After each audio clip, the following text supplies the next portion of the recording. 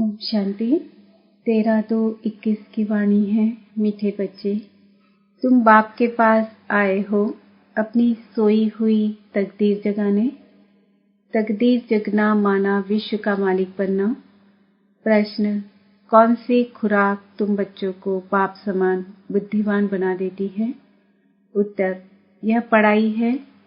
तुम बच्चों के बुद्धि की खुराक जो रोज पढ़ाई पढ़ते हैं अर्थात इस खुराक को लेते हैं, उनकी बुद्धि पारस बन जाती है।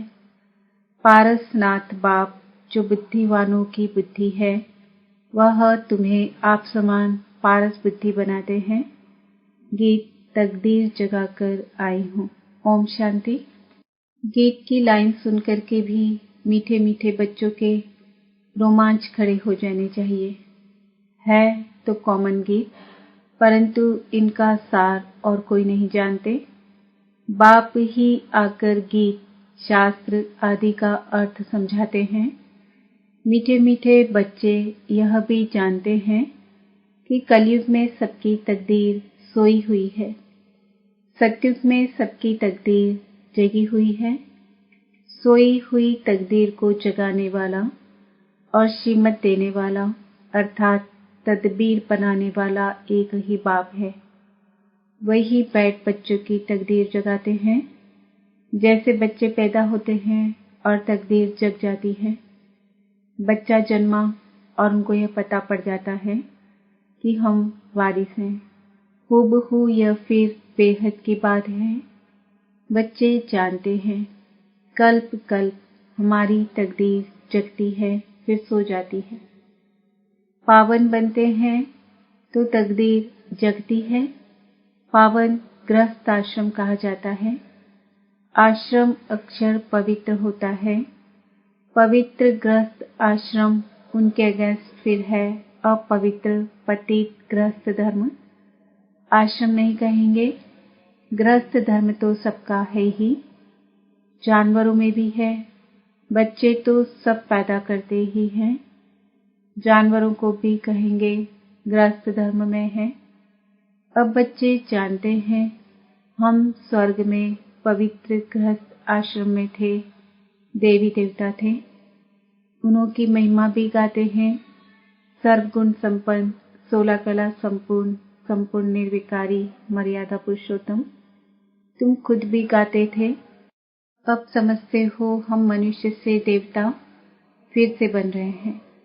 गायन भी है, मनुष्य से देवता किए करत ना लागी वार। ब्रह्मा विष्णु शंकर को भी देवता कहते हैं। ब्रह्मा देवताय नमः फिर कहते हैं शिव परमात्माय नमः। अभी उनका अर्थ भी तुम जानते हो। वह तो अंधश्रद्धा से सिर्फ कह देते हैं। अब शंकर देवताय नमः कहेंगे, शिव के लिए कहेंगे शिव परमात्माय नमः, तो फर्क हुआ ना। वह देवता हो गया, वह परमात्मा हो गया। शिव और शंकर को एक कह नहीं सकते। तुम जानते हो हम बरोबर पत्थर बुद्धि थे, अब पारस बुद्धि बन रहे हैं। देवताओं को तो पत्थर बुद्धि नहीं कहेंगे। फिर ड्रामानुसार रावण राज्य में सीढ़ी उतरनी है। पारस बुद्धि से पत्थर बुद्धि बनना है। सबसे बुद्धिमान तो एक ही बाप है। अभी तुम्हारी बुद्धि में दम नहीं रहा है। बाप उनको बैठ पारस बुद्धि बनाते हैं। तुम यहाँ आते हो पारस बुद्धि बनने। पारसनाथ के भी मंदिर है, वहाँ मेले लगते हैं, परंतु यह किसको पता नहीं कि पारसनाथ कौन है। वास्तव में पारस बनाने वाला तो बाप ही है। वह है बुद्धिवानों की बुद्धि। यह ज्ञान है तुम बच्चों की बुद्धि के लिए खुराक। इससे बुद्धि कितनी पलटती है। यह दुनिया है कांटों का जंगल। कितना एक दुख को दुख देते हैं। अभी है ही तमो प्रधान रौनक। गरुड़ पुराण में तो बहुत रोचक बातें लिखती हैं। अभी तुम बच्चों की बुद्धि को खुराक मिल रही है। बेहद का बाप खुराक दे रहे हैं। यह है पढ़ाई। इसको ज्ञान अमृत भी कह देते हैं। कोई जल आदि है नहीं। आजकल सब चीजों को अमृत कह देते हैं। गंगा जल को भी अमृत कहते हैं। देवताओं के पैर धोकर पानी रखते हैं, उसको अमृत कह देते हैं। अभी बुद्धि से समझने की बात है ना। यह अंजलि अमृत है, वह पतित पावनी गंगा का जल अमृत है। अंजलि जो देते हैं वह ऐसे नहीं कहते कि यह पतितों को पावन बनाने वाला है। गंगा जल के लिए कहते हैं पतित पावनी है। कहते भी हैं मनुष्य मरे तो गंगा जल मुख में हो। दिखाते हैं अर्जुन ने बाण मारा, फिर अमृत जल पिलाया। तुम बच्चों ने कोई बाण आदि नहीं चलाए हैं। एक गांव है जहां बाणों से लड़ते हैं। वहां के राजा को ईश्वर का अवतार कहते हैं। अब ईश्वर का अवतार तो कोई हो नहीं सकता। वास्तव में सच्चा सद्गुरु तो एक ही है, जो सर्व का सद्गति दाता है, जो सभी आत्माओं को साथ ले जाते हैं।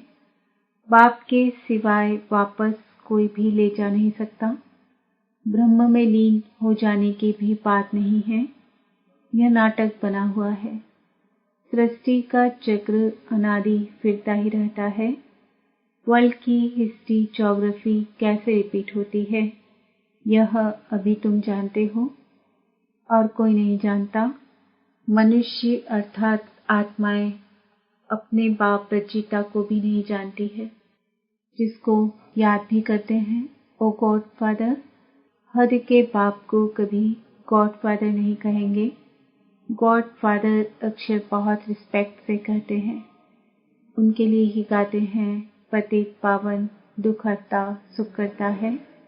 एक तरफ कहते हैं वह दुख हरता सुख करता है, और जब कोई दुख होता है, वह बच्चा आदि मर जाता है, तो कह देते ईश्वरी दुख सुख देता है। ईश्वर ने हमारा बच्चा ले लिया। यह क्या किया? अब महिमा एक गाते हैं और फिर कुछ होता है तो ईश्वर को गालियां देते हैं। कहते भी हैं ईश्वर ने बच्चा दिया है, फिर अगर उसने वापस ले लिया तो तुम रोते क्यों हो? ईश्वर के पास गया ना। सत्युग में कभी कोई रोते नहीं। बाप समझाते हैं रोने की तो कोई दरकार नहीं। आत्मा को अपने हिसाब किताब अनुसार जाए दूसरा पार्ट बजाना है। ज्ञान न होने कारण मनुष्य कितना रोते हैं, जैसे पागल हो जाते हैं। यहाँ तो बाप समझाते हैं अम्मा मरे तो भी हलवा खाना नष्टो मोहा होना है। हमारा तो एक ही बेहद का बाप है, दूसरा न कोई। ऐसी अवस्था बच्चों की होनी चाहिए। मोहजीत राजा की कथा भी सुनी है ना। यह है सब दंत कथाएं। सत्युग में कभी दुख की बात नहीं होती, न कभी अकाल मृत्यु होती है। बच्चे जानते हैं हम काल पर जीत पाते हैं। बाप को महाकाल भी कहते हैं। कालों का काल तुमको काल पर जीत पहनाते हैं, अर्थात काल कभी खाता नहीं। काल आत्मा को तो नहीं खा सकता। आत्मा एक शरीर छोड़ दूसरा लेती है, उसको कहते हैं काल खा गया। बाकी काल कोई चीज नहीं है। मनुष्य महिमा गाते रहते, समझते कुछ भी नहीं। गाते हैं अच्युतम केशवम नाथ नारायणम, अर्थ कुछ नहीं समझते। बिल्कुल ही मनुष्य समझ से बाहर हो गए हैं। बाप समझाते हैं यह 5 विकार तुम्हारी बुद्धि को कितना खराब कर देते हैं। कितने मनुष्य बद्रीनाथ आदि पर जाते हैं। आज 2 लाख गए, 4 लाख गए। बड़े बड़े ऑफिसर्स भी जाते हैं तीर्थ करने। तुम तो जाते नहीं, तो वह कहेंगे यह पीके तो नास्तिक है, क्योंकि भक्ति नहीं करते। तुम फिर कहते हो जो भगवान को नहीं जानते वो नास्तिक है। बाप को तो कोई नहीं जानते, इसलिए इनको ऑर्फन की दुनिया कहा जाता है। कितना आपस में लड़ते झगड़ते रहते हैं। यह सारी दुनिया बाबा का घर है ना। बाप सारी दुनिया के बच्चों को पतित से पावन बनाने आते हैं। आधा कल बरोबर पावन दुनिया थी ना। गाते भी हैं राम राजा, राम प्रजा, राम साहूकार है। वहाँ फिर अधर्म की बात कैसे हो सकती। कहते भी हैं वहाँ शेर बकरी इकट्ठे चल पीते हैं। फिर वहाँ रावण आदि कहाँ से आए समझ से नहीं। बाहर वाले तो ऐसी बातें सुनकर हंसते हैं। तुम बच्चे जानते हो अभी ज्ञान का सागर बाप आकर हमें ज्ञान देते हैं। यह पतित दुनिया है ना, अब प्रेरणा से पतितों को पावन बनाएंगे क्या। बुलाते हैं है पतित पावन आओ, आकर हमको पावन बनाओ। तो जरूर भारत में ही आया था। अब भी कहते हैं मैं ज्ञान का सागर आया हूँ। तुम बच्चे जानते हो शिव बाबा में ही सारा ज्ञान है। वही बाप बैठ बच्चों को यह सब बातें समझाते हैं। शास्त्रों में सब है दंत कथाएं।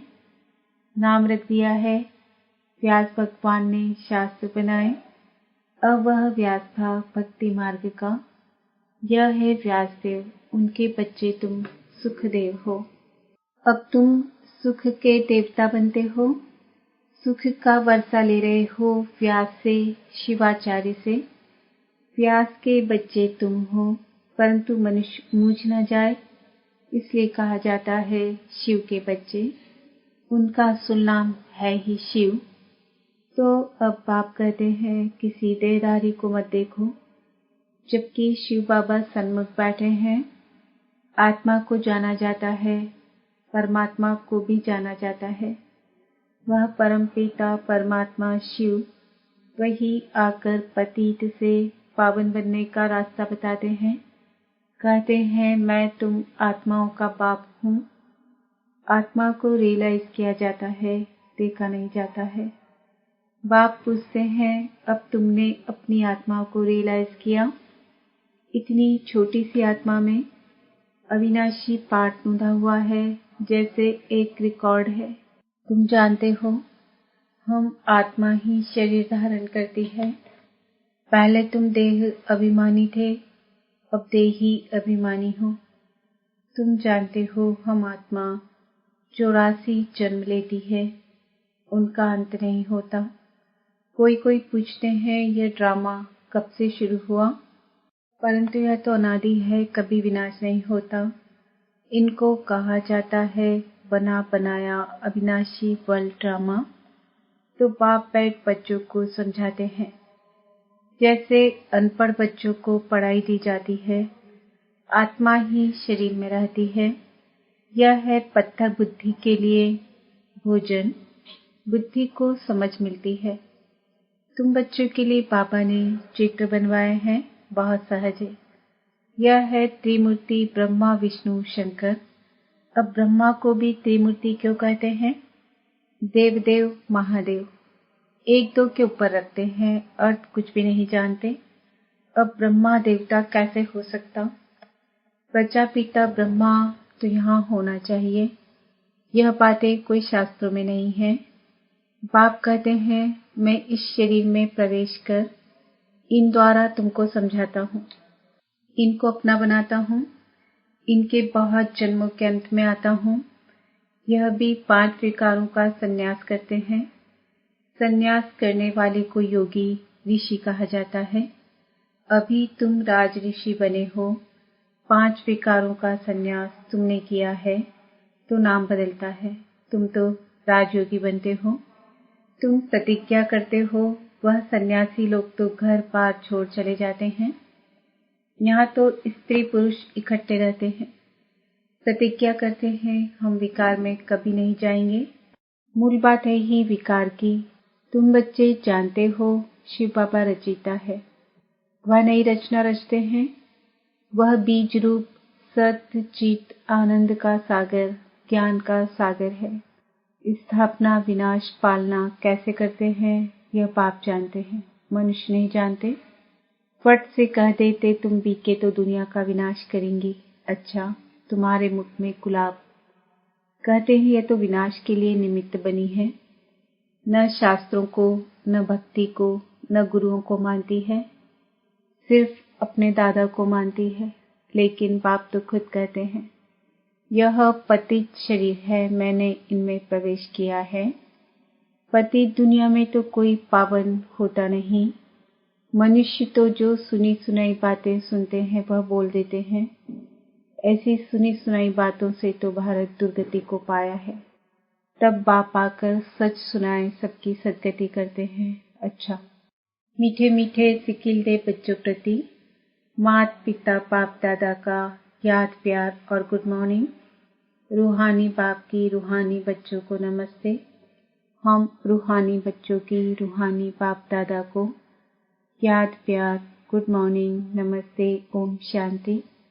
धारणा के लिए मुख्य सार, बाप से सुख का वर्षा लेकर सुख का देवता बनना है, सबको सुख देना है। राज ऋषि बनने के लिए सब विकारों का संन्यास करना है। पढ़ाई ही सच्ची खुराक है। सद्गति के लिए सुनी सुनाई बातों को छोड़ श्रीमत पर चलना है। एक बाप से ही सुनना है, मोहजीत बनना है। वरदान, सदा स्वमान में स्थित रह, निर्माण स्थिति द्वारा सर्व को सम्मान देने वाले माननीय पूजनीय भव। जो बाप की महिमा है वही आपका स्वमान है। स्वमान में स्थित रहो तो निर्माण बन जाएंगे, फिर सर्व द्वारा स्वतः ही मान मिलता रहेगा। मान मांगने से नहीं मिलता, लेकिन सम्मान देने से, स्वमान में स्थित होने से, मान का त्याग करने से सर्व के माननीय व पूजनीय बनने का भाग्य प्राप्त हो जाता है। क्योंकि सम्मान देना देना नहीं लेना है। स्लोगन, जानन हार के साथ करन हार बन, असमर्थ आत्माओं को अनुभूति का प्रसाद बांटते चलो। आज का सुमान है, मैं माननीय और पूजनीय आत्मा हूँ। ओम शांति।